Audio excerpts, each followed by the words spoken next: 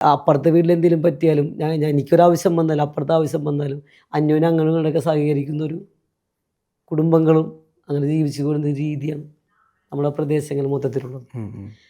ആ ഒരു കാഴ്ചപ്പാട് ഇപ്പം പല സ്ഥലങ്ങളിലും മാറി വരുന്നുണ്ട്. തീർച്ചയായിട്ടും അത് മുസൽമാൻ, ഹൈന്ദവൻ, ക്രൈസ്തവൻ എന്നുള്ളൊരു രീതിയിലേക്കൊക്കെ മാറിക്കൊണ്ടിരിക്കുന്നു. മതം മതം മതം മതം എന്നുള്ള സംഭവത്തിൽ മാറിക്കൊണ്ടിരിക്കുന്നു.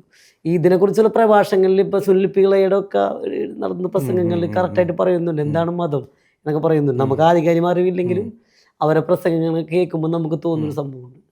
അതിനകത്തൊക്കെ നമുക്ക് മനസ്സിലാക്കേണ്ട കാര്യങ്ങളുണ്ട് അത് കേൾക്കുന്നവർക്കില്ല. അല്ല, സുനിൽ പിള്ളയുടെ ഒക്കെ നിരീശ്വരവാദിയാണ്.